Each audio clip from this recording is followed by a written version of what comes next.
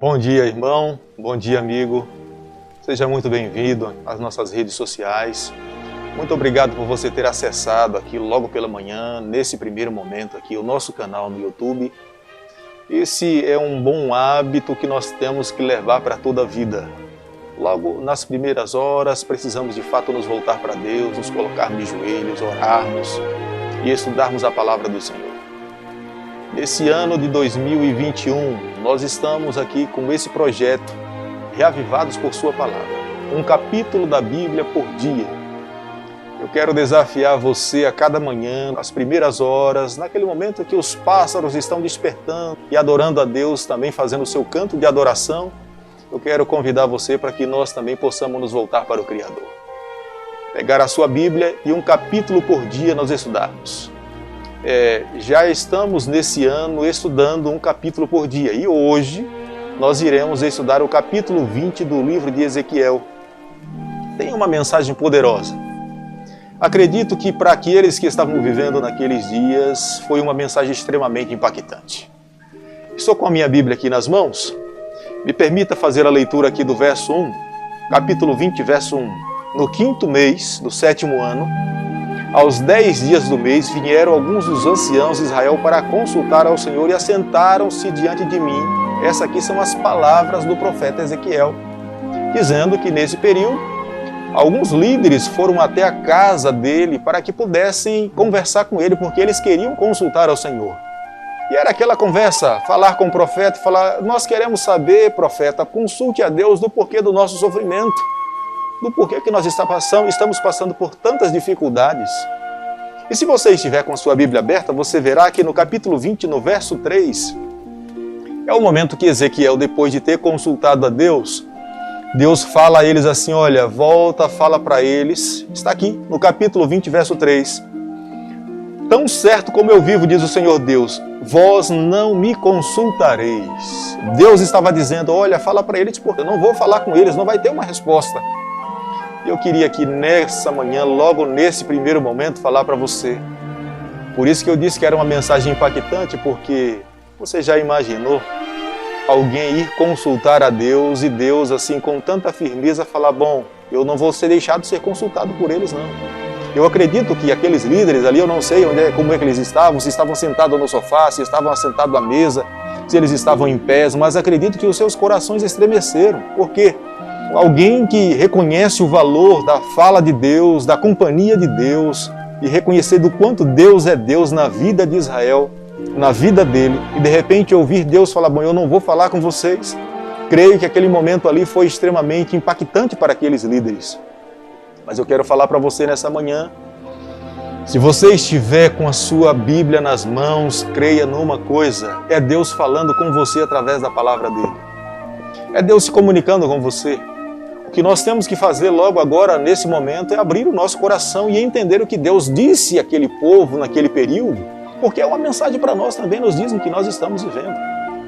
Embora Deus tivesse dito para a nação de Israel, para aqueles líderes que estavam ali na casa de Ezequiel, dizendo que ele não iria consultar, não iria responder, mas naquele momento, Deus falou a Ezequiel, Ezequiel, faça uma retrospectiva, aqui eu estou usando as minhas palavras, mas Deus falou, olha, fale para eles da minha bondade, como é que eu agi com os pais deles, com eles, desde o momento em que eles estavam no cativeiro do Egito. E Ezequiel começa a fazer uma retrospectiva desde o momento em que eles viveram lá no cativeiro do Egito e os trouxe até a terra prometida.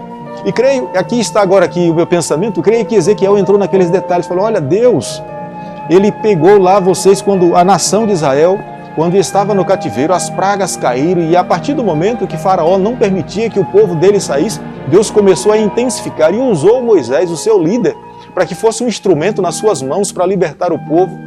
E depois então que eles saíram ali do cativeiro do Egito, estavam indo para o deserto, atrás estavam Faraó com seus carros e os seus soldados, à frente estava o mar, e Deus pediu para que Moisés tocasse no mar, o mar se abriu, e com mão poderosa Deus conduziu o seu povo em terra firme pelo mar vermelho, passaram por ali, e no decorrer do deserto Deus não deixou faltar a água, Deus não deixou faltar o alimento, Deus não deixou que os répteis e as serpentes do deserto pudessem destruir o seu povo, os inimigos que eram ferozes, que estavam ao redor e que temiam, e que queriam liquidar com a nação dele, Deus os protegeu e com mão poderosa Deus os colocou na terra prometida.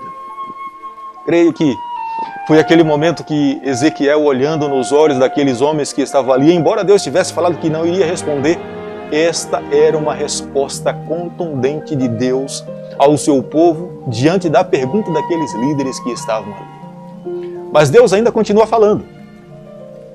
No capítulo 20, do verso 1 ao verso 4, e depois então do capítulo 5 ao verso 31, Deus então faz essas declarações. E no verso 12, Deus então agora pede para que Ezequiel declare. E ali Ezequiel declara a razão pela qual eles estavam vivendo aquele sofrimento. A primeira delas, Israel sempre olhou a maneira como os seus vizinhos adoravam. E olhavam como eles construíam os seus deuses com as suas mãos. E se prostravam diante deles. E eles queriam ser iguais, queriam ter o mesmo tipo de adoração. Embora eles reconhecessem que Deus tinha pedido lá, quando Moisés os entregou a lei dos 10 mandamentos e pediu para que eles fossem fiéis àqueles ensinamentos, que era uma forma de declarar, de consolidar a aliança, mas eles se esqueciam quando olhavam para nações e viviam se curvando diante de outros ídolos. Eles também queriam se curvar e faziam ídolos para eles de bezerros e outras peças que realmente representavam os deuses daquele período.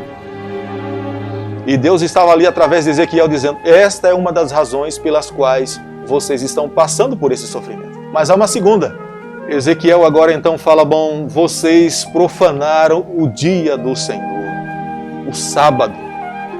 O sábado é um dia para ser adorado por todas as criaturas. Eles precisam reconhecer que Deus é Deus. E o sábado foi estabelecido para que o homem reconhecesse que Deus é o seu Criador. E no livro de Êxodo, capítulo 20, o verso 8 ao verso 11, a Bíblia é clara em afirmar que ali está uma parte dos mandamentos, e é o quarto mandamento. No quarto mandamento, Deus deixou 3 bênçãos. Primeiro, Deus descansou. Segundo, abençoou. E terceiro, santificou. No livro de Tiago, capítulo 2, o verso 10, Tiago fala assim: alguém pode guardar toda a lei, mas se ele tropeçar em um só ponto, ele se torna culpado de todos. E era o que estava acontecendo com a nação de Israel. O capítulo 20, o verso 20, Deus estava dizendo através do profeta assim: santificai os meus sábados, pois servirão de sinal entre mim e vós, para que saibais que eu sou o vosso Deus. Deus estava falando: olha, fala para eles, Ezequiel, que esta é a razão do sofrimento. E eles estavam ali agora entendendo, sentados, eu não sei se eles estavam sentados à mesa, ou se estavam sentados ali num tapete persa, ao chão, não sei se eles estavam ali comendo alguma coisa, mas eu creio que nesse momento, quando ouviram essa mensagem de Deus impactante para a vida deles, creio que passaram a refletir na vida como eles estavam vivendo. Veja, a graça de Deus é tão abundante, que embora Deus estivesse falando de forma tão veemente a razão pela qual eles estavam sofrendo, no capítulo 20, o verso 32 ao verso 38, Deus começa a falar para eles que há esperança. Deus estava dizendo: olha, os idólatras de fato estão pagando um preço, mas aquele que é remanescente, aquele que permaneceu fiel, aqueles que resolveram me adorar em espírito e em verdade, aqueles que estão se mantendo fiel a mim, esses vão ser trazidos, eles serão levados, eles irão sair do cativeiro. Eles serão levados para uma terra prometida, e a promessa e a aliança que eu assumi com os pais deles, eu irei ainda manter a minha fidelidade. Está lá no verso 32 ao verso 38. E após esse período de sofrimento do cativeiro, eles seriam trazidos para uma terra que de fato Deus estaria ao lado deles. E do verso 40 ao verso 44, Deus continua falando que há propósitos para a nação de Israel.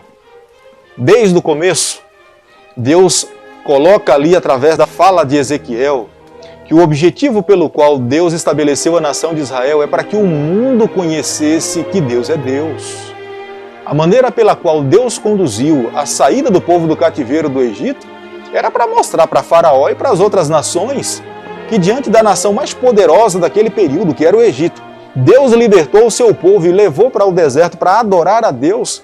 Os outros povos também deveriam reconhecer que Deus é Deus. E Deus, através de Ezequiel, estava falando para aqueles líderes: olha, os mesmos propósitos ainda continuam estabelecidos. Eu quero salvar o mundo inteiro. No livro de Ezequiel nós encontramos aqui uma declaração, Deus falando, Ele não tem prazer na morte do ímpio, pelo contrário, Ele quer que todos cheguem ao arrependimento e alcancem a salvação. E era esse momento, amigo, que Deus também estava falando com o seu povo. Deus estava dizendo ali para os seus filhos que era momento da nação de Israel se arrepender. Era aquele convite de um pai falando, olha, há oportunidade de esperança. Vocês precisam olhar para mim e reconhecer que eu sou Deus. Nem tudo ainda está perdido, embora vocês estejam vivendo esse sofrimento, mas se vocês olharem para o futuro e olharem para o passado, a maneira como eu conduzir, a aliança que eu assumi com os seus pais, vocês verão que no meu coração há amor, a bondade, a graça, a misericórdia. Eu quero levar vocês a viver e usufruir o melhor dessa terra, mas é necessário vocês também corresponderem a essa aliança que eu assumi com os pais de vocês. E nessa manhã eu quero falar a você, Deus é um Deus de misericórdia. Deus é um Deus de graça.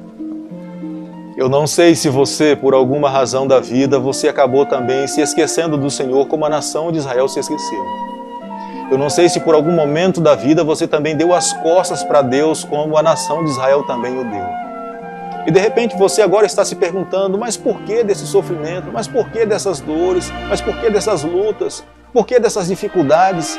E creio que Deus, logo agora pela manhã, como Ele pediu para que Ezequiel pudesse fazer essa retrospectiva, que era resultado de decisões equivocadas da vida, escolhas que o povo fez, escolhas que uma nação tomou, em querer guiar a sua vida e não permitir que Deus fosse Deus na vida deles. Eu creio que esse momento, logo agora, nos primeiros momentos do dia, nós precisamos parar para refletir e permitir que Deus seja Deus em nossa vida. Hoje, você irá tomar muitas decisões, mas nos momentos que você tiver de tomar as suas decisões, lembre-se, permita que Deus seja Deus na tua vida. Deixe Ele conduzir a tua família. Deixe Ele ser o Senhor do seu coração. Deixe Ele assentar-se no trono da tua vida por completo e conduzir o teu coração por toda a eternidade. Eu quero então, nesse momento, convidar a você, porque essa foi a mensagem de Deus para as pessoas para aquele período e a mensagem também de Deus para hoje, para mim e para você, logo agora pela manhã. Quero convidar você então a fechar os seus olhos, se você puder, para que nós possamos orar pedindo a Deus que Ele seja o nosso guia no decorrer de hoje e no decorrer da nossa vida. Bondoso Deus e eterno Pai, obrigado, Senhor, pela oportunidade que temos de ouvir a Tua palavra logo nos primeiros horários da manhã. Por favor, nos abençoe. Por favor, nos guia. Toma, Senhor, nas Tuas mãos a nossa vida. Se porventura, Senhor, nessa manhã alguém que ouve a Tua palavra reconhece que não deixou Deus ser Deus na sua vida, nos ofereça o perdão. Nos dê uma nova oportunidade. Nos conduza e no final do dia nós possamos olhar para trás e reconhecer que a Tua bondade e a Tua misericórdia se renova a cada momento da nossa vida. Nós oramos, nós te pedimos em nome de Jesus. Amém. Eu quero terminar logo agora com as palavras que tenho terminado. Que Deus te abençoe e te guarde. Que Ele faça resplandecer o seu rosto sobre você. Que Ele tenha misericórdia de todos nós e nos conceda a sua paz no decorrer desse dia. Em nome de Jesus. Amém.